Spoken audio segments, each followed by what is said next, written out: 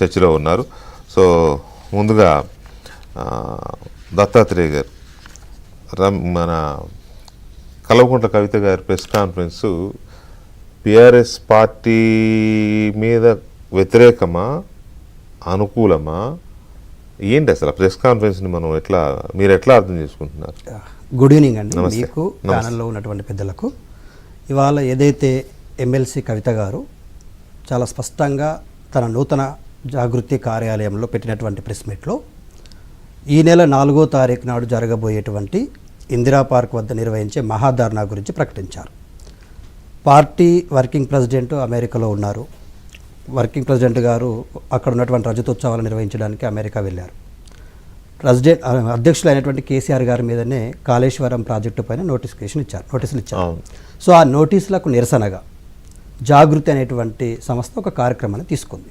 కవిత గారి ఆధ్వర్యంలో తెలంగాణ రాష్ట్ర తొలి ముఖ్యమంత్రి, తెలంగాణ ఉద్యమ నాయకుడు, తెలంగాణ రాష్ట్రాన్ని చాలా రంగాల్లో తీర్చిదిద్దినటువంటి వ్యక్తి, ప్రస్తుతం కనిపిస్తున్న తెలంగాణలో అభివృద్ధికి కారకుడు. సో అలాంటి నాయకుడి మీద నోటీసులు ఇవ్వడం ఏంటి? ఇన్నిసార్లు ఆ కమిషన్ యొక్క డేట్లు పెంచుతూ అక్కడ ఉన్నటువంటి చీఫ్ ఇంజనీర్స్కి ఇచ్చారు, ఆ శాఖకు మంత్రిగా పనిచేసిన వాళ్ళకి ఇచ్చారు. చివరిగా మళ్ళీ కేసీఆర్ గారికి నోటీసులు ఇచ్చే ప్రయత్నం చేశారు. సో కేసీఆర్ గారికి ఇచ్చినటువంటి నోటీసులను నిరసిస్తూ జాగృతి ఆధ్వర్యంలో మహాధరణ నిర్వహించబోతా ఉన్నారు. నిరసన కార్యక్రమం చేయాలి. బీఆర్ఎస్ ఆధ్వర్యంలో ఎందుకు నిర్వహించలేదు ఆ ధర్నాలు కానీ అటువంటివి? ఇప్పుడు ప్రస్తుతానికి బీఆర్ఎస్ పార్టీ వర్కింగ్ ప్రెసిడెంట్ కానీ ఇప్పుడు ఇచ్చింది పార్టీ అధ్యక్షుడికే నోటీసులు ఇచ్చారు. అధ్యక్షుడు తనకు తానుగా ప్రకటించలేరు కదా, నాకు నోటీసులు ఇచ్చాయి కాబట్టి మీరు పార్టీ తరఫున కార్యక్రమాలు చేయండి అని. వర్కింగ్ ప్రెసిడెంట్ గారు ఒక కార్యక్రమం, అది కూడా పార్టీకి సంబంధించిన కార్యక్రమంలోనే అమెరికాలో కాదు బ్రదర్, నేను అనేది నా క్వశ్చన్ క్లియర్. ఇప్పుడు కేసీఆర్ గారి మీద, హరీష్ రావు గారి మీద, ఇద్దరి మీద కేసు ఉంది, నోటీసులు వచ్చినాయి కదా. ఇద్దరి మీద నోటీసులు వచ్చినప్పుడు పార్టీ స్వయంగా ఒక కార్యక్రమం తీసుకోవచ్చు దానికి వ్యతిరేకంగా. ఒకవేళ కాంగ్రెస్ ప్రభుత్వం మమ్మల్ని కక్ష సాధింపు చర్యల్లో భాగంగా చేస్తుంది అని అనుకోవచ్చు. ఒకవేళ పార్టీకి ఆ ఆలోచన లేకపోతే, పార్టీలో ఎమ్మెల్సీగా ఉన్న కవిత గారు పార్టీ నిర్ణయించకుండా, పార్టీ ప్రకటించకుండా ఆమె ఎట్లా ఏకపక్షమైన నిర్ణయం తీసుకుంటారు? పార్టీ ధిక్కారం కదా. జనరల్గా కవిత గారు జాగృతి అనేటువంటి సంస్థను బీఆర్ఎస్ పార్టీలో చేరకముందు నుంచి నడిపిస్తూ ఉన్నారు. తెలంగాణ ఉద్యమ సమయం నుంచి, తెలంగాణ ఉద్యమంలో, ఎట్లాగైతే జాతీయ ఉద్యమంలో తిలక్ గారు ఎట్లాగైతే గణేష్ ఉత్సవాలు నిర్వహించి యువకులందరినీ కూడా భారత స్వతంత్ర పోరాటంలో భాగస్వామ్యం చేశారు. తెలంగాణ రాష్ట్రంలో ఉన్నటువంటి సాంస్కృతిక ఉద్యమాలైనటువంటి బతుకమ్మను, తెలంగాణలో ఉన్నటువంటి బోనాలను,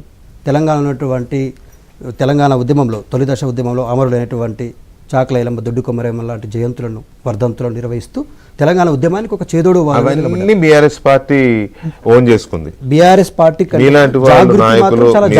youth student leaders, youth leaders అందరూ కూడా కవిత గారు తీసుకున్న అన్ని కార్యక్రమాల్లో జెండాలు పట్టుకొని తిరిగారు. పార్టీ ఓన్ చేసుకుంది. కానీ దీన్ని ఎందుకు ఓన్ చేసుకోలేదు? ఇప్పుడు దీన్ని ఆమె ఎందుకు ఇండివిజువల్గా చేస్తుంది?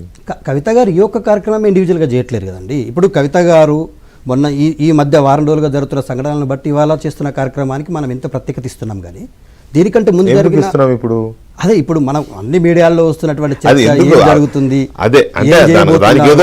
ఎందుకు కవిత అమెరికా నుంచి రాగానే ఆ విధంగా మాట్లాడాల్సి వచ్చింది, అంతకు ముందు జరిగినటువంటి సంఘటన ఎందుకు లీక్ అయింది, లేఖలో రాసిన అంశాలు కవిత గారు దాదాపుగా ఇప్పుడే కాదు 9-10 సార్లు కేసీఆర్ గారికి లేఖలు రాశారు. కేసీఆర్ గారు లేఖ చదువుతారు, చింపేస్తారు. కానీ ఈసారి ఎందుకు చింపేయలేదు లేకపోతే ఎందుకు ఆ లేఖ బయటకు రావాల్సి వచ్చింది? సో ఏది ఏమైనా కూడా కేసీఆర్ గారికి 2 కళ్ళు, ఒకటి పార్టీ, రెండోది జాగృతి. నేను జాగృతి ఆధ్వర్యంలో కేసీఆర్కి ఇచ్చినటువంటి ఆ నోటీసులకు వ్యతిరేకంగా కార్యక్రమం తీసుకుపోతా ఉన్నాను, ధర్నా నిర్వహిస్తున్నాను చాలా స్పష్టంగా చెప్పిండ్రు. సో ఇవాళ జాగృతి ఆధ్వర్యంలో నిర్వహించబోతున్న కార్యక్రమమే అది. కవిత గారు పార్టీకి సంబంధం లేదు, జాగృతి సంస్థ నిర్వహిస్తుంది. ఒకసారి కన్ఫర్మ్ చేసుకుంటున్నా నేను. కవిత గారు ఆమె చేయబోతున్న ధర్నా జాగృతి. ఇప్పుడు ఈమె కుడి కన్ను ఎడమ కన్ను మనకు తెలియదు, ఒక కన్ను కేసీఆర్ గారికి ఒక కన్ను. సో రెండో కంటికి సంబంధం లేదు.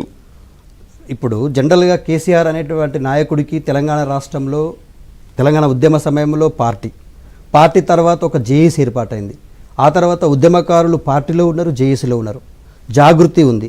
జాగృతితో పాటు చాలా సంస్థలు వచ్చాయి, విద్యార్థి జేఏసీ వచ్చింది, మిగతా అది వేరేలే, ఇప్పుడు జనరల్గా ఉన్నాయి, రెండే కదా ఇప్పుడు ఇప్పుడు. ప్రస్తుతానికైతే తెలంగాణ రాష్ట్రంలో ఉన్నటువంటి చాలా సమస్యల పైన కాంగ్రెస్ పార్టీ అధికారంలోకి వచ్చిన తర్వాత కవిత గారి ఆధ్వర్యంలో, రైట్. జాగృతి ఆధ్వర్యంలో బీసీలకు సంబంధించినటువంటి బిల్లు విషయంలో, 42% రిజర్వేషన్ల విషయంలో, పూలే గారి